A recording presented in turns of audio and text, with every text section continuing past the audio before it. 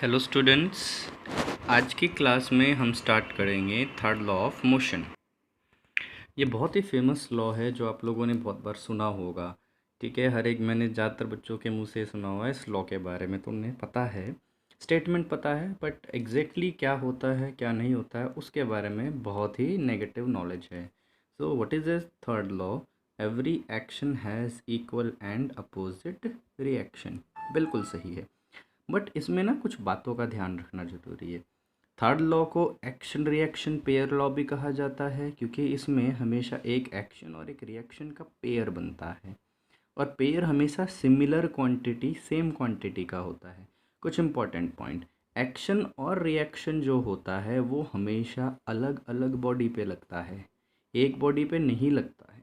Second, action reaction pair are of same nature, उनका nature same होता है। जैसे एक बॉडी ने, जैसे अर्थ ने एक मास पर ग्रेविटेशनल फोर्स लगाया, तो ये gravitational force non contact type का फोर्स है। ठीक है, तो जो अर्थ है, मास है, वो जो बॉडी है वो भी अर्थ पर ग्रेविटेशनल फोर्स लगाएगी, वो क्या कहलाएगी? Action reaction pair. ठीक है, नॉर्मल रिएक्शन और नॉर्मल रिएक्शन का पेयर होगा, जैसे कि यहाँ पर ये जो ब्लॉक है इसने अर्थ के ऊपर नॉर्मल रिएक्शन लगाया, अर्थ ने ब्लॉक के ऊपर नॉर्मल रिएक्शन लगाया, तो ये एक्शन रिएक्शन पेयर है। यहाँ पर हमने एम मास के एक ब्लॉक को लिया, अर्थ ने इसके ऊपर ग्रेविटेशनल पुल लगाया, तो ये जो मास है ये भी अर्थ के ऊपर ग्रेविटेशनल पुल लगाता है, जो कि इक्वल मैग्नीट्यूड का होता है बट अपोजिट नेचर का होता है। इसको और थोड़ा डिटेल में हम लोग ग्रेविटेशनल चैप्टर में पढ़ेंगे। तो ये एक्शन रिएक्शन पेयर है। सिमिलरली अगर एक स्प्रिंग को आप ऐसे खींचते हो, जब वो फैलती है, तो आपने जो फोर्स लगाया स्प्रिंग पे वो एक्शन का फोर्स। अगर आप देखोगे स्प्रिंग वापस अपनी ओरिजिनल पोजीशन में आना चाहती है, अगर आपने स्प्रिंग को खींच के एक्सपेंड कर दिया तो स्प्रिंग वापस अपनी ओरिजिनल पोजीशन में आना चाहती है, तो स्प्रिंग का फोर्स कैसा होगा? आपके फोर्स से अपोजिट डायरेक्शन में। तो वो भी क्या होगा? वो स्प्रिंग फोर्स जो हम जनरेट हो रहा है स्प्रिंग में फोर्स, वो हुआ रिएक्शन फोर्स। यहाँ पर क्या है? Action reaction force. और दूसरी बात, एक्शन और रिएक्शन दो अलग अलग बॉडी पे लग रहे हैं। ठीक है, स्प्रिंग फोर्स जो है वो स्प्रिंग फोर्स का पेयर बनेगा, spring force and spring force का ही पेयर बनने वाला है। ठीक है, action reaction must be of same nature, action और रिएक्शन का फोर्स सेम नेचर का होता है, इस बात के बारे में भी ध्यान रखना है। सेम नेचर से हम लोग थोड़ा ऐसे समझ सकते हैं, ऐसे कैटेगराइज कर सकते हैं कि कांटेक्ट फोर्स ही आपका रिएक्शन और एक्शन पेयर बनाएगा, नॉन कांटेक्ट में नॉन कांटेक्ट फोर्स ही एक्शन रिएक्शन पेयर बनाएगा। इसको थोड़ा सा हल्का सा ऐसे समझ लें। ठीक है, अभी क्वेश्चन पर आते हैं। यहाँ से थोड़ा सा कुछ चीज़ों के बारे में और समझ में आएगा और कुछ नई चीज़ें समझ में आएंगी।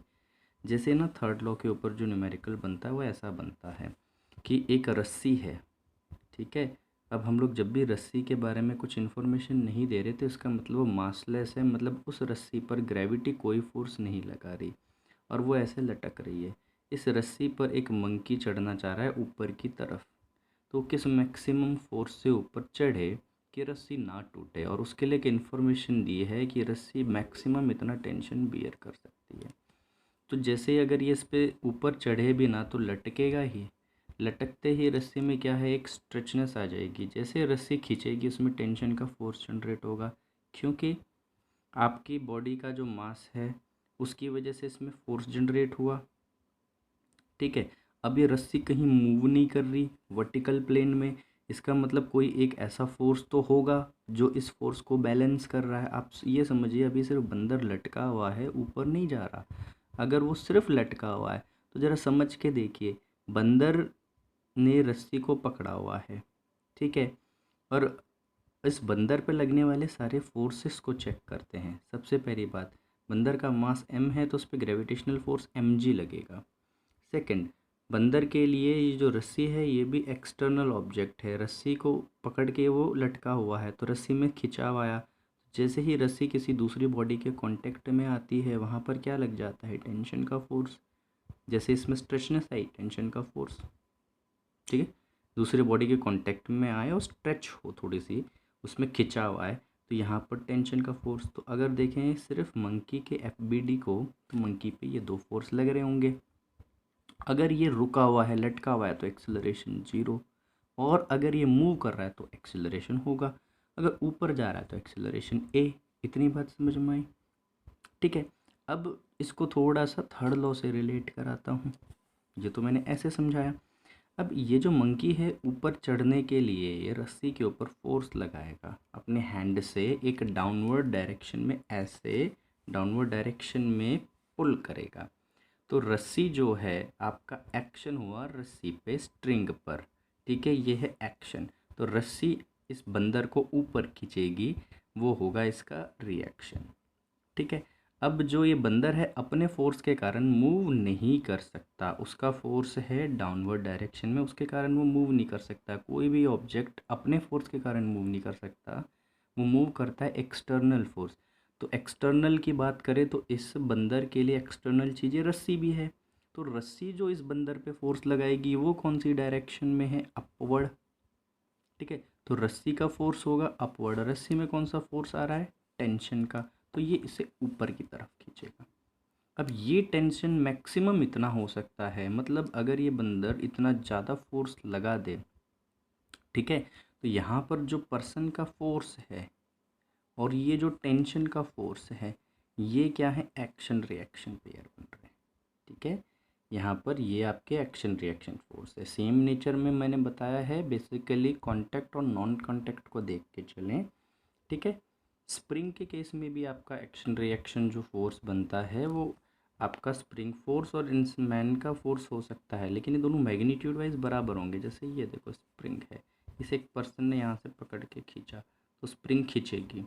स्प्रिंग क्या है? वापस ओरिजिनल पोजीशन में आना चाह रही है, तो स्प्रिंग पर ये फोर्स लगेगा, जैसे हम कहेंगे के एक्स। आगे पढ़ोगे, स्प्रिंग फोर्स का फॉर्मूला होता है के x, spring constant multiply by deformation.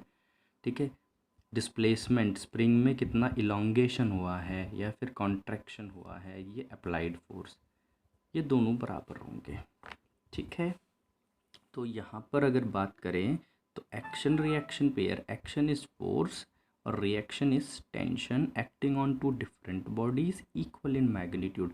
तो जितना फोर्स ये बंदर रस्सी पे लगाएगा उतना ही फोर्स रस्सी बंदर पे लगाएगी, बट रस्सी जो फोर्स लगाएगी उसकी फॉर्म होगी टेंशन की form, a contact type of force. ठीक है, अब हम इसको देखें तो बंदर ऊपर की तरफ मूव कर रहा है, तो हम इसका एफबीडी बनाते हैं। मैंने जैसे बंदर को बनाया, बंदर के लिए सराउंडिंग एक हो गई अर्थ, उसने gravitational force mg।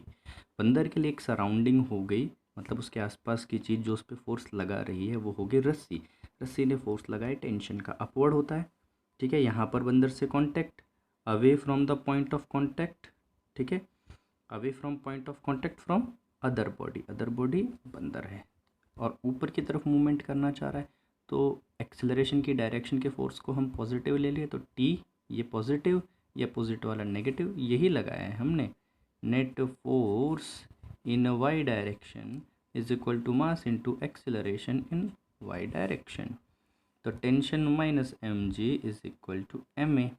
Tension maximum इतना आ सकता है, माइनस एम जी, इसका मास जो है 80 kg दिया हुआ है, जी को 10 यूज़ कर रहे हैं, तो 800 is equal to M A. जिसका एफ बी डी बनाया है उसका मास कितना है? 80 इंटू ए, तो एक्सेलरेशन 2.5।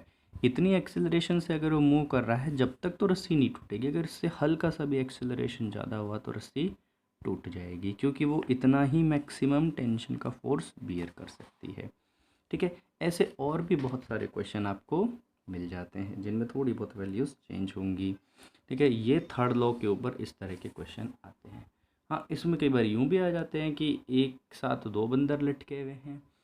ऐसा भी आ सकता है कि वो ऊपर चढ़ता है फिर फिसल के नीचे पहुंच जाता है। वो क्वेश्चन फिसलने वाले तो अभी आप लोग ना करें, बेसिक में जो लेवल 1 में तो इन्हीं चीज़ों को चलने दें ना। अगली चीज़ को समझते हैं, वेइंग मशीन। वेइंग मशीन क्या है? Weighing machine actually measures the normal reaction. समझाऊंगा अभी कैसे, फिलहाल तो इसे एज ए इन्फॉर्मेशन अभी 2 मिनट के लिए याद रखें, नीचे मैं ये सब चीज़ें अभी डील करूँगा।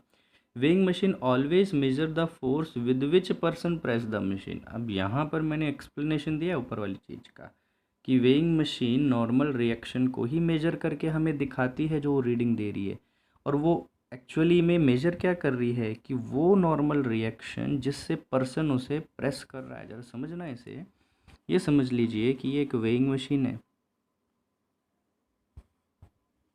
ठीक है, और यहाँ पर एक ये पर्सन है। अब इसने मशीन किसको प्रेस किया, वो कोई फोर्स तो नहीं लगा रहा, मतलब बाकी खड़ा हुआ है, उसकी बॉडी का वेट है वो ही अपने आप में फोर्स लगा देगा। तो वो यहाँ पर आकर खड़ा हुआ तो उसका ग्रेविटेशनल फोर्स इसके ऊपर एक्ट करा, ठीक है, वो तो एक्चुअल वेट हुआ। लेकिन जब भी ये इंसान इसके साथ कांटेक्ट में आएगा, तो आप इसको ज़रा यहाँ समझिए, कांटेक्ट सरफेस है और ये पर्सन के लेग्स हैं, ठीक है। तो इस कांटेक्ट सरफेस के ऊपर ये पर्सन क्या लगाएगा, नॉर्मल रिएक्शन। तो ये जो सरफेस है इस पर्सन के ऊपर क्या लगाएगी, नॉर्मल रिएक्शन। तो मैं इस वाले नॉर्मल रिएक्शन को यहाँ पर दिखा देता हूँ इसके लेग के पास, ठीक है। तो जो ये मशीन है वो एक्चुअली इसे मेजर कर रही है, क्योंकि ये नॉर्मल रिएक्शन का पेयर बनता है एक्शन रिएक्शन के अकॉर्डिंग।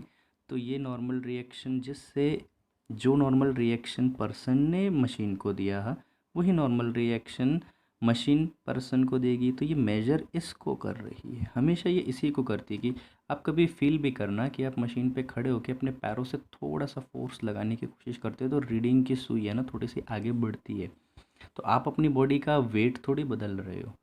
इवन दो आप ऐसा करो कि किसी एक चीज़ को पकड़ के और अपने आप को थोड़ा ऊपर की तरफ पुल कर लो, तो आपका एक्चुअली थोड़ा बहुत जो नॉर्मल रिएक्शन जो उस सरफेस से, जैसे आप ना एक टेबल का सहारा ले लो और उससे अपने आप को ऊपर की तरफ पुश करो, तो आप उससे जब अपने आप को ऊपर की तरफ पुश करोगे तो नॉर्मल रिएक्शन रिड्यूस हो जाएगा, क्योंकि अपवर्ड नॉर्मल रिएक्शन आपकी बॉडी पे जो अब लग रहे हैं वो इंक्रीज़ हो गए हैं। लेकिन आपका जो उस यहाँ पर जिस टेबल से आपका हाथ कांटेक्ट में आया है, ठीक है, उसने आपको नॉर्मल रिएक्शन दिया, आपने उसे नॉर्मल रिएक्शन दिया। अब ओवरऑल आपकी बॉडी को अगर हम देखें तो उसके ऊपर ग्राउंड से एक नॉर्मल रिएक्शन, इधर वाले सरफेस से एक नॉर्मल रिएक्शन, तो ऊपर की तरफ बढ़ गए हैं। मशीन जिस पर आप खड़े हो उस पर तो एक ही आ रहा है, तो वो तो इसे ही मेजर कर पाएगी, ठीक है। तो आपका जो वेट है वो रिड्यूस हो जाता है उस पर्टिकुलर केस में, ठीक है। अब इस केस में ऊपर की तरफ जो नॉर्मल रिएक्शन रिड्यूस हुआ है तो ये वाला भी रिड्यूस हो जाएगा, ओके। मेरे को लग रहा है थोड़ा सा कन्फ्यूजन यहाँ क्रिएट हो जाएगा, मैं एक बार हल्का सा दोबारा से रिवाइंड कराता हूँ। मैं ये कहना चाह रहा हूँ कि अगर एक पर्सन मशीन पे खड़ा है तो जहाँ उसके पैरों का मशीन के साथ कांटेक्ट होगा तो वहाँ उसके ऊपर नॉर्मल रिएक्शन लगेगा। अगर मैं पर्सन का एफबीडी बनाऊँ तो ऊपर की तरफ नॉर्मल रिएक्शन, ये कांटेक्ट सरफेस, इससे डाउनवर्ड डायरेक्शन में नॉर्मल रिएक्शन, ठीक है। Contacting surface away from other body, contacting surface away from other body. अब ये जो नॉर्मल रिएक्शन है ये रिड्यूस होने के तरीके होते हैं। जैसे कि आप किसी एक टेबल पे अपना हाथ रख के अपने आप को अपवर्ड पुश करोगे। अगर आपने अपने आप को अपवर्ड पुश करा तो आपका बॉडी का जो नॉर्मल रिएक्शन आएगा इसमें वो रिड्यूस हो जाएगा, वो थोड़ा रिड्यूस होने वाला है। लेकिन आपकी बॉडी का मास कहीं नहीं चेंज हो रहा उस समय, और ना ही actually acceleration due to gravity change हो रही है। तो जो ये मशीन मेजर करती है वो आपका ट्रू वेट नहीं होता, वो सिर्फ जितना नॉर्मल रिएक्शन उस पर आ रहा है। आप अपने पैर से थोड़ा सा अगर हल्का ज़्यादा पुश करते हो कई बार तो मशीन की रीडिंग थोड़ी सी ड्यूरेशन ऑफ टाइम के लिए आगे की तरफ इंक्रीज़ कर जाती, बढ़ जाती है। तो उस समय आपका एक्चुअल वेट थोड़ी बदल रहा है, सिर्फ जो रीडिंग मशीन दे रही है वो बढ़ रही है, और वो इसलिए बढ़ रही है कि आपने नॉर्मल रिएक्शन को बढ़ाया, ठीक है। A person is pressing the weighing machine with force N, so the N is the weight represented by the weighing machine. अब ज़रा देखो ये एक लिफ्ट का कंसिडर किया है, क्योंकि लिफ्ट में भी हमेशा वेट शो होता है। सपोज़ क्योंकि लिफ्ट के केस को हम इसलिए लेते हैं कि लिफ्ट में मूवमेंट होता है, तो इस वजह से इस केस को कंसिडर कर रहे हैं। ये कोई एक पर्सन है जो लिफ्ट में खड़ा है और उसका वेट जो है एक्चुअली वेट ये जो होता है ना mg, इसे हम कहते हैं ट्रू वेट। और जो वेट मशीन इसे शो करेगी उसे हम अपेरेंट वेट कहते हैं, ठीक है। तो जो ट्रू वेट है वो तो mg है, लेकिन मशीन जो शो कर वो देखना है। अब हम इस पर्सन का एफबीटी बना लेते हैं। मैंने यहाँ ऐसे बनाया है, देखो ये ये पर्सन इस प्लेटफॉर्म पे जहाँ मशीन का वेइंग का सेंसर होगा उस पर खड़ा है। तो mg फोर्स नीचे यहाँ कांटेक्ट है तो नॉर्मल रिएक्शन डाउनवर्ड और इसके ऊपर नॉर्मल रिएक्शन अपवर्ड। ये नॉर्मल रिएक्शन मशीन को मिल रहा है तो वो ये मेजर कर रही है। ठीक है, ये दोनों normal reaction action reaction pair है तो ये इसके इक्वल ही होगा। तो हमने क्या करा, पर्सन का एफ बना लिया। एफ बनाने से क्या मिला कि इसके ऊपर mg फोर्स तो नीचे लग रहा है, नॉर्मल रिएक्शन अपवर्ड लग रहा है, और ये जो आपके लिफ्ट है ये भी कहाँ क्या है, it is initially at rest. Lift is initially at rest. तो एक्सेलरेशन कुछ भी नहीं है। जब एक्सेलरेशन जीरो होता है तो उस समय क्या करते थे हम, all sum of all upward acting force को sum of all downward acting force के इक्वल कर देते। तो ऊपर लगने वाले जितने भी फोर्स हैं एक ही लग रहा है, ठीक है, वो इक्वल हो गए नीचे लगने वाले सारे फोर्सेस के सम के, नीचे भी एक ही लग रहा है तो n equal to M G, नहीं तो इसे F Y net equal to M A Y के इक्वल कर दीजिए, उससे निकल जाएगा। ठीक है, लिफ्ट मूविंग अपवर्ड, अगर इसी केस में अगर ये लिफ्ट ऊपर की तरफ मूव करना शुरू कर दे तो ये मशीन कितना वेट दिखाएगी। हर बार हम कह रहे हैं मशीन जो वेट दिखाएगी वो एक्चुअल वेट नहीं है, उस वेट को हम कहेंगे अपेरेंट वेट। जैसे यहाँ पर जो फाइनली रिलेशन आ रहा है इट इज़ अपेरेंट वेट, और इन्हीं चीज़ों को हमें समझना है। ठीक है, अब ज़रा देखते हैं पर्सन का एफ अगर हम ड्रॉ करें तो ये है पर्सन, मान लेते हैं इसका मास है m, तो नीचे की तरफ लग रहा है ग्रेविटेशनल फोर्स mg।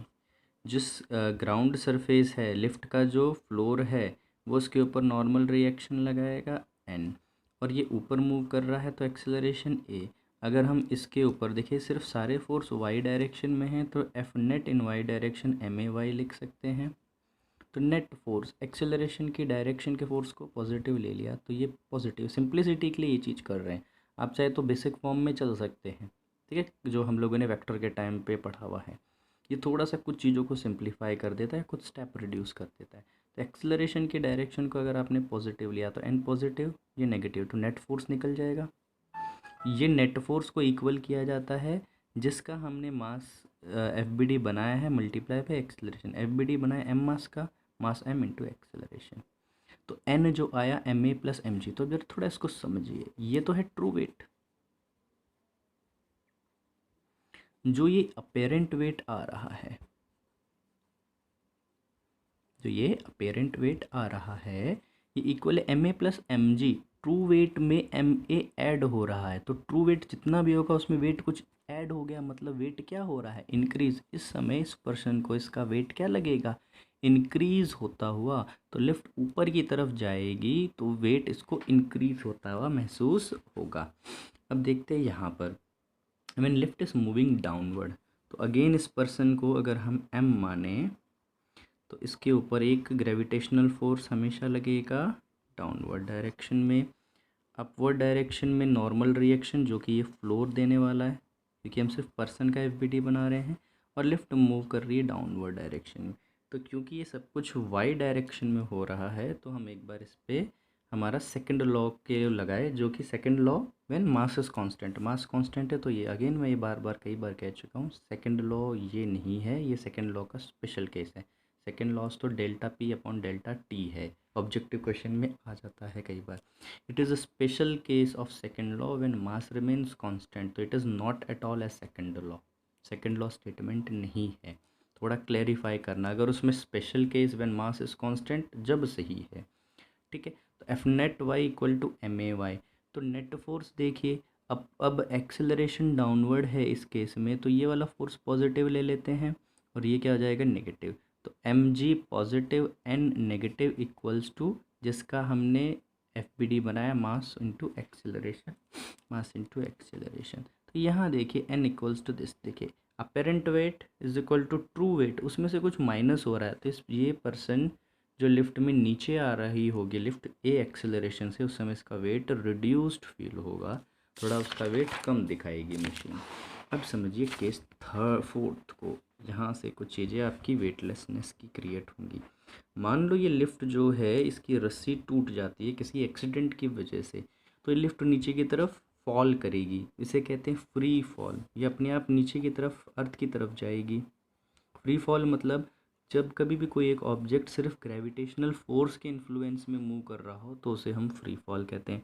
तो ये जो लिफ्ट है ये सिर्फ ग्रेविटेशनल फोर्स की वजह से नीचे जा रही है, ठीक है, under the influence of gravitational force only. तो ये फ्री फॉल होना शुरू हो जाएगा। तो लिफ्ट का एक्सेलरेशन क्या है, जी के बराबर। लिफ्ट का एक्सेलरेशन है जी के बराबर। अगर हम इसका एफ बी डी बनाते हैं तो ये तो मैंने यहाँ डायग्राम में बनाया, आप अलग से अगर मास को एम लेके लेना चाहो तो M G downward, normal reaction upward, acceleration equals to G, और है कहाँ, डाउनवर्ड डायरेक्शन। तो डाउनवर्ड पॉजिटिव हो गया, अच्छा ये हम मैंने बना ही रखा है, डाउनवर्ड पॉजिटिव हो गया, M G upward negative minus N. तो ये वाली जो है ये है नेट फोर्स, हम वही लगा रहे हैं। नेट फोर्स पहले क्या करते हैं कि बॉडी के ऊपर नेट फोर्स कैलकुलेट कर लेते हैं, फिर उस नेट फोर्स को m इंटू ए के इक्वल कर देते हैं। तो इस बॉडी पे टोटल नेट फोर्स कितना लग रहा है वो देखा।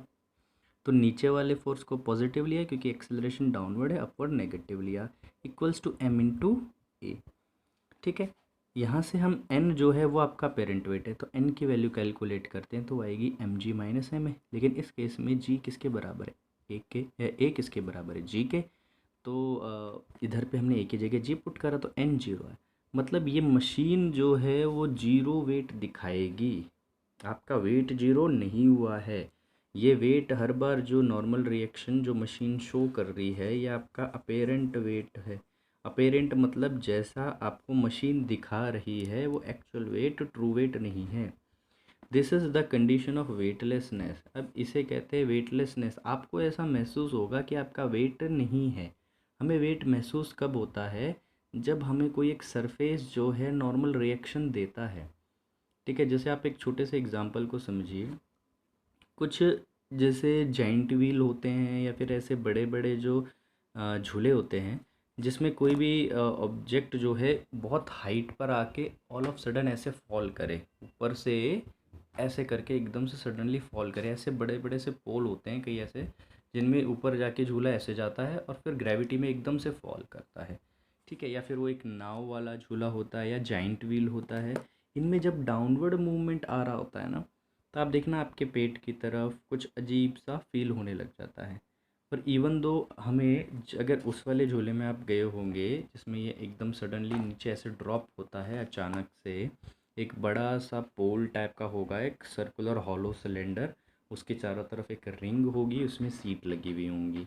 उन सीट के साथ आपको सीट बेल्ट भी ज़रूर पहनने के लिए कहा जाता है। तो उनमें आप बैठोगे, जब वो जैसे नीचे फॉल करेगा आपको लगेगा आप ऊपर की तरफ हवा में उठने जा रहे हो, ठीक है। तो वो क्यों हो रहा है, क्योंकि आपको ये फील इसलिए आ रही है क्योंकि जो सीट है जिस पे आप बैठे हो उससे आपका नॉर्मल रिएक्शन हटना शुरू हो जाता है। इसी को हम वेटलेसनेस कहते हैं, हमें वेटलेसनेस की फीलिंग आ रही है। तो सेम क्वेश्चन एस्ट्रोनॉट्स के केस में भी होता है। एस्ट्रोनॉट्स जब है जब अपने शिप्स में होते हैं तो उन्हें वेटलेसनेस क्यों फील होता है, तो बात आएगी क्योंकि जो शिप का सरफेस उन्हें नॉर्मल रिएक्शन नहीं देता, ठीक है। वहाँ ये बोलना गलत है कि ग्रेविटी जीरो होगी, वो सही आंसर नहीं है। वेटलेसनेस की कंडीशन का आंसर हमेशा रिएक्शन फोर्स से होगा, नॉर्मल रिएक्शन फोर्स से ही देना है। अब अगर ये एक्सेलरेशन ग्रेटर हो जाए जी से, मतलब 2g हो जाए, ठीक है। अब नॉर्मल रिएक्शन जीरो का मतलब भी समझ लीजिए, it means contact between the two surfaces about to end, कि जो कॉन्टैक्ट है दो सरफेस का बॉडी का और जो फ्लोर ऑफ द लिफ्ट है ये बिल्कुल बस अब ख़त्म होने ही वाला है। हल्का सा भी एक्सेलरेशन और बढ़ा तो ये कॉन्टैक्ट हट जाएगा, ठीक है। अब यहाँ देखिए, जैसे कि अगर ये 2g एक्सेलरेशन से डाउनवर्ड लिफ्ट जाती है तब क्या होगा, तो net force equal to M A, हमारा जो बॉडी है उसके ऊपर हम फ्री बॉडी डायग्राम बनाते हैं। एम मास का ऑब्जेक्ट है, gravitational force M G, normal reaction N और एक्सेलरेशन डाउनवर्ड हो रहा है। तो इस बार नेट फोर्स निकालते वक्त इस फॉर्मूले की लेफ्ट हैंड साइड को कैलकुलेट करते वक्त हम इसे पॉजिटिव लेंगे क्योंकि एक्सेलरेशन की डायरेक्शन में है। तो M G positive, normal reaction negative, equals to M जिसका एफ बी डी बनाया मल्टीप्लाई उसका एक्सेलरेशन ए है 2g के बराबर, तो twice of M G minus N. तो एन की वैल्यू आ जाएगी माइनस एम जी। याद रखें N can never be negative, N या तो जीरो होगा या उसकी कोई वैल्यू होगी, ये नेगेटिव नहीं होगा, इसका मैग्नीट्यूड नेगेटिव कभी नहीं आएगा। अब बात आती है नेगेटिव शो क्या कर रहा है। नेगेटिव ये शो कर रहा है कि जो दो सरफेस है उनके बीच का कांटेक्ट ख़त्म हो गया है। आपको आंसर में n की वैल्यू अगर ऐसे में लिखनी हो तो n को 0 ही लिखोगे, मतलब कांटेक्ट ख़त्म हो गया है। दो सरफेस का जब कांटेक्ट ही नहीं रहा तो कांटेक्ट फोर्स भी नहीं रहा होगा, तो वो 0 हो गया होगा। नेगेटिव सिर्फ ये शो कर रहा है। और जब 0 आता है, जब वो शो कर रहा है कि इन दोनों के बीच का कांटेक्ट जस्ट ख़त्म होने वाला है, ख़त्म अभी हुआ नहीं है। ठीक है, अब इस केस में होगा क्या? अब कई लोग बोलते हैं कि सर इसमें जो पर्सन है वो ऊपर की तरफ हवा में उड़ जाएगा। अगेन ये भी कहना गलत है। पर्सन हवा में नहीं उड़ रहा, बाहर से देखने में ऐसा ज़रूर लगेगा। एक्चुअली होता क्या है, ये जो पर्सन है इस पर ग्रेविटेशनल फोर्स लग रहा है mg, मतलब ये g एक्सेलरेशन से नीचे जा रहा है। ठीक है, अगर हम सिर्फ पर्सन की बात करें। और ये जो लिफ्ट है ये 2g एक्सेलरेशन से नीचे जा रही है। ठीक है, कांटेक्ट जब इसका यहाँ से छूट जाएगा ऊपर की, इसका जो कांटेक्ट फोर्स नहीं मिलेगा, तो वो लिफ्ट के साथ थोड़ी मूव कर रहा है, क्योंकि लिफ्ट के साथ तो जब मूव करे जब लिफ्ट के साथ कांटेक्ट में हो, जब भी तो फोर्स ट्रांसफ़र होगा ना। तो अभी क्या है, ये पर्सन जी एक्सेलरेशन से नीचे जा रहा है, लिफ्ट 2g से। तो आपकी लिफ्ट ज़्यादा एक्सेलरेशन से आ रही है, तो लिफ्ट की रूफ़ आके इसके सर पे टकराएगी, ना कि ये रूफ़ की तरफ जाएगा। ये दोनों ही नीचे जा रहे हैं, इस चीज़ को समझो, दोनों चीज़ नीचे जा रही हैं। एक ऐसे समझिए कि आपके पास एक कोई ऐसी हल्की चीज़ है जिसे आपने हवा में छोड़ा। Suppose you are having a kite, जिसे आपने हवा में एक टॉप ऑफ ए टावर से छोड़ दिया। अब वो धीरे धीरे जा रहा है और आपके पास एक क्या है, मार्बल है। तो क्या आप मार्बल्स को थ्रो करके उसके ऊपर फेंक के उसे स्ट्राइक करवा सकते हो? दोनों चीज़ें नीचे ही जा रही हैं, लेकिन मार्बल क्या है, उसकी एक्सेलरेशन ज़्यादा है तो उससे टकरा जाएगा। सेम यहाँ पे जो आपका लिफ्ट है उसकी एक्सेलरेशन ज़्यादा है, इसीलिए ये ऐसा हो जाए, अपने अपनी ये चीज़ बता रहा हूँ, ऐसा हो जाए कि लिफ्ट जो है इतनी एक्सेलरेशन से मूव कराया जा सके, तो लिफ्ट जाके क्या है इसके सर पर टकरा जाएगी। ठीक है, ये बात समझ में आ गई। नेक्स्ट, सो इस क्वेश्चन को समझिएगा, अच्छा क्वेश्चन है। देखिए, कोई एक ऐसी लिफ्ट है जो कि एक पुली, वैसे एक्चुअली जो लिफ्ट्स होती हैं ये पुली की वजह से ही मूव कर रही हैं। अब ज़रा इसको समझना कि हमने कुछ ऐसा लिफ्ट का एपरेटस अरेंज किया है। ये प्रैक्टिकल लिफ्ट नहीं, एक तरह की एक्सपेरिमेंटल लिफ्ट है, ऐसा समझिए कि इसमें पुली के ऊपर से जो स्ट्रिंग है वो एक एंड से तो लिफ्ट से कनेक्ट है, जैसा कि हमेशा होता है, लेकिन दूसरा एंड लिफ्ट के अंदर एक रस्सी लटका रहा है। और ये पर्सन लिफ्ट को, इस रस्सी को कुछ इस तरीके से होल्ड करता है कि अब ये लिफ्ट जो है, ये जो एक्सपेरिमेंटल लिफ्ट है, ये कहीं भी मूव नहीं कर रही। तो आपको क्या पता करना है, और जी की वैल्यू 10 ले सकते हो। Find the force exerted by the person so that the lift is in equilibrium, कि ये जो लिफ्ट है ये इक्विलिब्रियम में रहे, उसके लिए ये पर्सन कितना फोर्स लगा रहा होगा। और ऑल्सो हमें फाइंड करना है पर्सन का वेट, जो ये मशीन शो, जब भी वेट की बात करें तो mg नहीं, जो ये मशीन शो करने वाली है वो वेट बताना है। मतलब हमें क्या निकालना है, वेट ऑफ ए पर्सन से मतलब क्या है, मैन से मतलब क्या है, नॉर्मल रिएक्शन अपेरेंट वेट निकालना है। ठीक है, हमें नॉर्मल रिएक्शन, जिसे कि हम अपेरेंट वेट कहते हैं, वो कैलकुलेट करना है। इतनी बात क्लियर हो गई होगी। अब इसको कैसे करें, यहाँ पे दो कंडीशंस बन रही हैं, ज़रा देखिएगा। सबसे पहले हम पर्सन का एफबीडी ड्रॉ करके देखते हैं। ये जो पर्सन है इसके ऊपर अर्थ जो है 60g का ग्रेविटेशनल फोर्स लगाएगी। इस पर्सन ने स्ट्रिंग को पकड़ रखा है, ठीक है। तो इस स्ट्रिंग के ऊपर इसने फोर्स लगाया, यहाँ पे थर्ड लॉ का रूल ऐसे लग रहा है, इसने स्ट्रिंग के ऊपर फोर्स लगाया तो स्ट्रिंग जो है वो इसे ऊपर की तरफ खींचेगी। ये इसका एक्शन का फोर्स, तो ये रिएक्शन का फोर्स। ये तो इसका खुद का अप्लाइड फोर्स है, तो ये तो एक्सटर्नल फोर्स नहीं हुआ। एक्सटर्नल फोर्स जो स्ट्रिंग लगाएगी, तो स्ट्रिंग ने इसके ऊपर एक्सटर्नल फोर्स लगाया टी। अब ये जो ग्राउंड या फ्लोर सरफेस कहें लिफ्ट का, जो हमारी एक्सपेरिमेंटल लिफ्ट है, उसका फ्लोर जो है उसके साथ यहाँ कांटेक्ट हो रहा है, तो कांटेक्टिंग सरफेस से, ठीक है, from the contacting surface away from the other body, तो away from the other body, other body ये है, इससे अवे नॉर्मल रिएक्शन ऊपर की तरफ लग जाएगा। अगर इसे एफबीडी के अंदर लें तो ये आपका मास जो कि 60 kg का है, इसके ऊपर डाउनवर्ड डायरेक्शन में 60G, अपवर्ड में tension and N as it is in equilibrium, मतलब नेट फोर्स जीरो है। ठीक है, तो नेट फोर्स जीरो है, तब क्या कह सकते हो, sum of all the upward acting force is equal to sum of all downward acting force. ठीक है, इक्विलिब्रियम का मतलब नेट फोर्स जीरो है या फिर कहें एक्सेलरेशन जीरो, एक ही मतलब होता है। तो देखिए ऊपर लगने वाले सारे सम का फोर्स, तो ऊपर तो एक ये भी लग रहा है, ये भी लग रहा है, इनका सम T+N इक्वल होगा downward acting all the forces 60G। ये इक्वेशन यहाँ से आ गई। ठीक है, ये आगे का यहाँ का स्टेप है। वैसे इक्वेशन हमें यहाँ पर ये मिलती है, T+N equal to 60G, equation number 1। अब अगर हम यही चीज़ लिफ्ट से देखें, क्योंकि प्रॉब्लम क्या है कि यहाँ से इससे आंसर नहीं आ सकता। ठीक है, जी की वैल्यू आप रख दोगे तो 600 न्यूटन, कोई दिक्कत नहीं है, लेकिन ये आंसर नहीं दे सकती अकेला इसका फ्री बॉडी डायग्राम। उसका रीज़न समझाते हैं, क्योंकि दो वेरिएबल आ गए, तो एटलीस्ट अगली इक्वेशन की ज़रूरत है। अब इन्होंने ना लिफ्ट का भी मास दिया हुआ है, दैट इज़ 30 kg। तो 30 kg जब लिफ्ट का दिया तो लिफ्ट का FBD बनाए, तो क्या पता वहाँ से एक इक्वेशन ऐसी और मिल जाए, तो दो इक्वेशन से दो वेरिएबल सॉल्व हो जाएंगे। तो अगर हम लिफ्ट को बनाते हैं, तो लिफ्ट पे यहाँ पर ये रस्सी स्ट्रिंग कनेक्ट हो रही है, तो ये है पॉइंट ऑफ कांटेक्ट। तो टेंशन का force away from the point of contact, point of contact से अवे फ्रॉम द बॉडी जिससे कांटेक्ट हो रहा है, तो यहाँ पर कांटेक्ट है, contacting point away from the other body, ये है अदर बॉडी से अवे।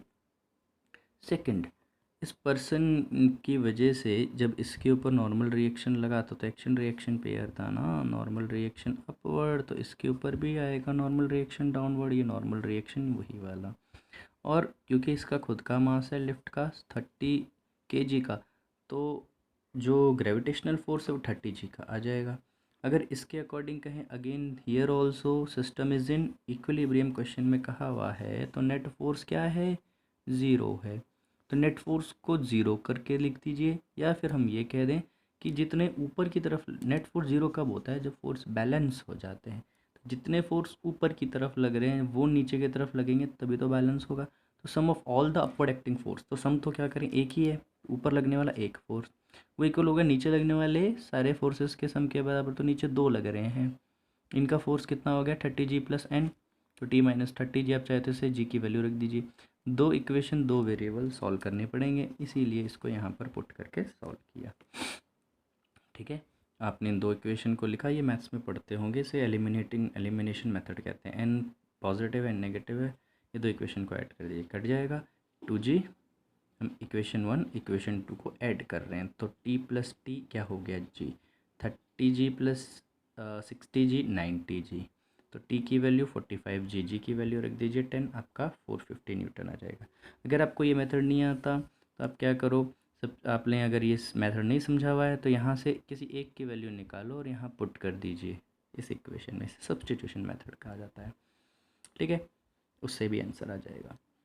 ठीक है, अब बात आती है एन की वैल्यू क्या होगी, एन की वैल्यू T-30G, टी की वैल्यू ऑलरेडी मिल चुकी है 15G आंसर आया, जी की वैल्यू पुट कर दीजिए, will get the 150 Newton's. That's all for today.